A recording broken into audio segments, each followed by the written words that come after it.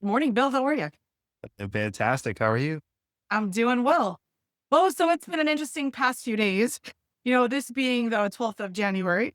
And last week we had some pretty interesting news. We had a discussion about the government reps buying $200 billion in mortgage backed securities. We had the potential of institutional buyers being prevented from buying properties and all this stuff. I mean, we saw the rates like drop. Like, we're at what, 6 and I mean, we're just over 6 right now. In some situations, like for Yeah, I FHA, mean, like in some situations you're going to see a vibe on it, yes, especially in the Gubby world, the FHA world. I mean, it was definitely because keep in mind the market does not live in the current present time. They right, are looking at the future, and so a correct. lot of these big news, although they are still ideas, they're ideas for the future that could potentially happen. Now, if all of a sudden you get an article, which is where the market is so article driven, right? Yes. If we get an article saying, just kidding, we're not doing that, it can snap right back. Very similar to what with the market and how it's done over the last couple of years. But it all points towards the rates going in the right direction. And then in turn, more balanced market, maybe a little more supply. But yeah, we'll just Well, see. I We'll feel like see how that's it the plays challenge. out. Like the market's Yeah. playing into the future. They're not worried about like the Fed's going to cut tomorrow or anything like that. They're worried about 6, 12 months because if they don't price accordingly, they bankrupt themselves. Yeah. And I mean, I think the name of the game right now is volatility because Uh-huh. this can snap back and forth either way. So in my mind, I'm seeing for buyers and sellers and homeowners, if the rate is hitting a place where refinancing makes a lot of sense, you should be like in touch with your lender often right now to have those conversations because from what I understand, if you see a rate that looks really good for your current situation, talk to your lender and lock in right away. I've got a list of Perfect. everybody right there, right? And if you got it, great, lock it, move on. That's what I tell every client. But then also, just please, when you get that disclosure, look at the cost to get that rate. Don't get fascinated just on a rate. Mhm. Okay. Yeah. Okay. Great. Refinances, you can roll the closing costs into the loan, but does it make sense to pay 2, 3, 4, 5 points, right? For a rate, right? Well, I So, think there was some times where over the past few years, if you purchased a home, potentially your lender said to you, I will give you a free refinance in a certain amount of time. Like if you did it within 2 or 3 years. So make sure you're having that conversation with the lender too. Like if there was a promise made to you or a discussion had, or you purchased on certain information that you understand where did those parameters yeah, expire? Are you still free using is a your home? relative term too, right? So, Yes. what credit are they giving you? What credit are they not giving you? What are they charging you? Please redo that disclosure, because it's important that you understand how you get into certain rates or how you get into certain loans. Similar to if you were purchasing a home, I would say refinance is like you're repurchasing the home to yourself. So you Yeah. should do that same due diligence. Yeah, that's true because yeah, how long do you plan on staying in the house is an important thing.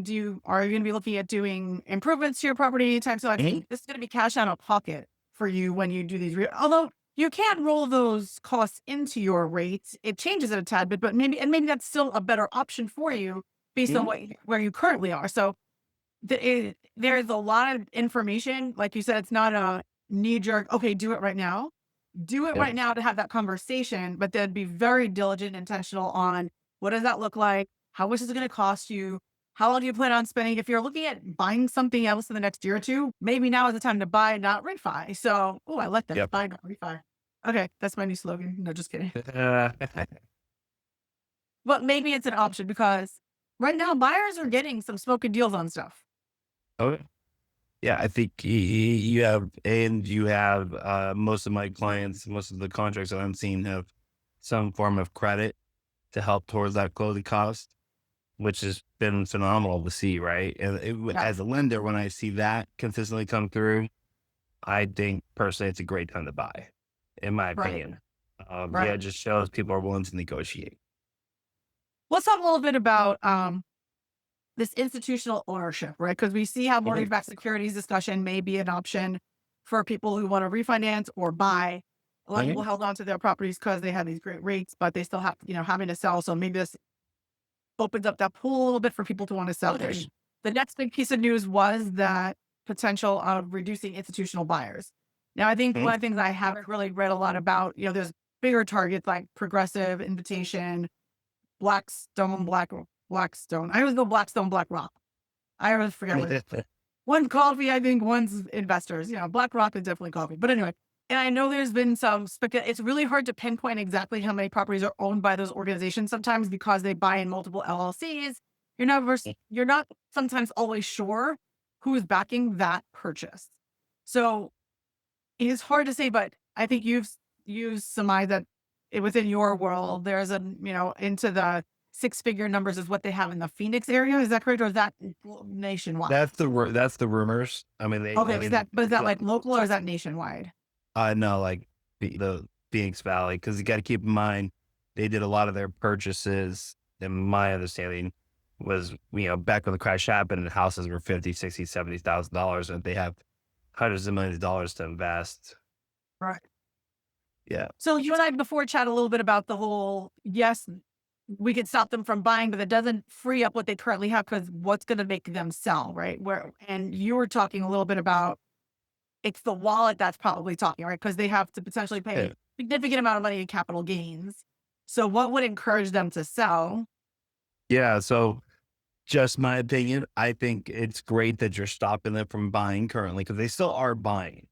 Right? There's no doubt about that. But now trying to find an encouragement to sell their portfolio or a portion of it. And what we were talking about is a lot of these hedge funds, investment companies are holding on to them, first of all, because they can rent them out for a decent chunk per month, right? And second of all, if they were to sell them, the amount of capital gains tax that they have to pay on each property, I mean, it's a business. Doesn't make Right. sense to sell right then. So I think you want to encourage them to sell their portfolio a little bit if that's the plan, right? It's to encourage them to sell, to open up that supply, to get those first time home buyer homes more out of the market.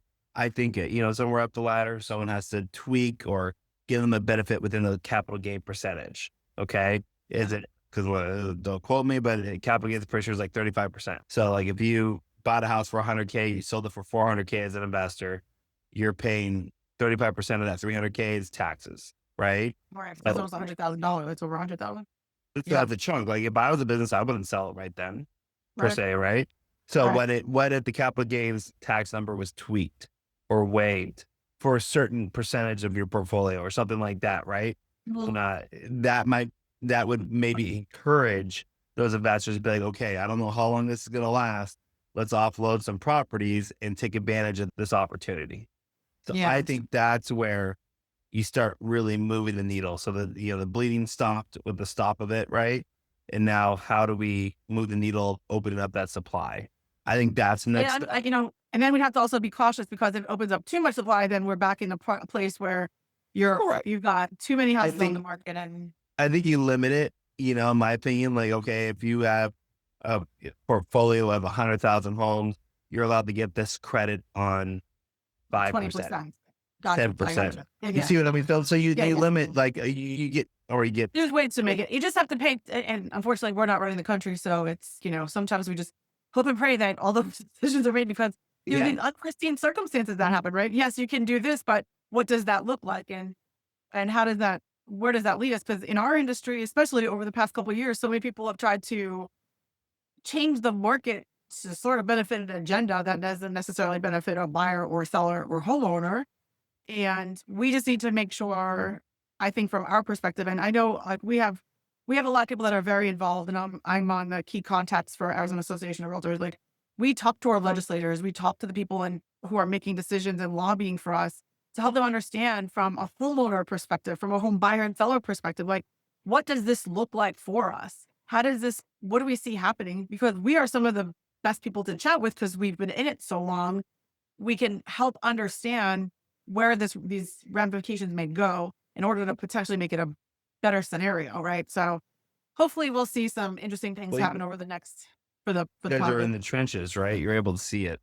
And that's Right. what I think is important. Is constant communication.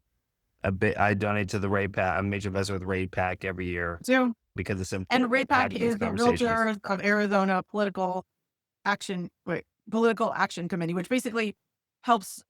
We as realtors, we support certain candidates based on their decisions and practices towards homeownership, property taxes, like anything revolving homeownership, basically, and the realtor and party. So we are able to donate and give to those organizations. And Bill and I are both major investors. Okay, you want to hear a really funny story, real quick? The reason I became Yeah. a major investor, I love the concept, but through some of these events, I always saw like, and we have, realtors, we eat at everything. So I was like, why is that line so short? They're like, oh, that's the major investor line. I'm like, shit, sign me up. Come on. Yeah. I'm donating so I can have the shorter line. Hey, yeah, we're the upgraded food with the VIP. Exactly. It was in the beginning when I really didn't understand the benefits of it. Back now I'm super involved, but in the beginning it was about the food line being shorter. Whatever gets me motivated, or you, whatever, you know what I'm saying? Whatever works. It's all good. So I'm not a very patient person sometimes, so standing in line, I get a little fidgety. If I can find a shorter line everywhere, I'm going. So, But 100%. but yeah, I'm not President Universal buying the Express Unlimited pass. You're the way to be here for one day. I just want to get on everything as fast as possible. Yeah, I'm like, had to sit in lines. I can't. I just can't. But anyway, sorry, I digress. Back to the real estate stuff. So we've had a lot of things happening these past few weeks. I've been sharing this with a lot of people. No one has a crystal ball and can project or predict what is about to happen. Of course, I have my favorite predictors of things and projectors of things. It's the Cromford Report, Tina Tambor, Michael Orr. They're phenomenal.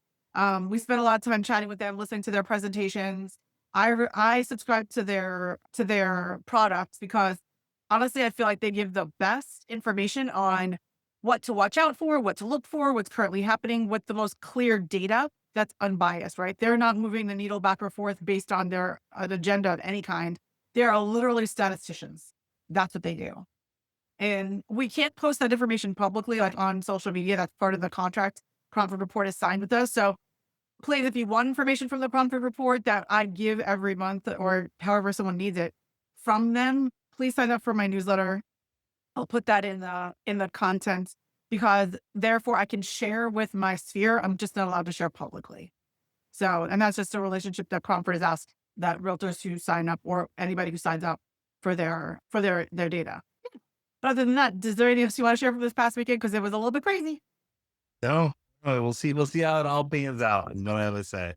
Yep. Still seeing lots of, I'm getting offers on properties. I'm listing within a week. I'm getting offers now on houses because I've got great sellers who are doing the right things, getting the properties still set.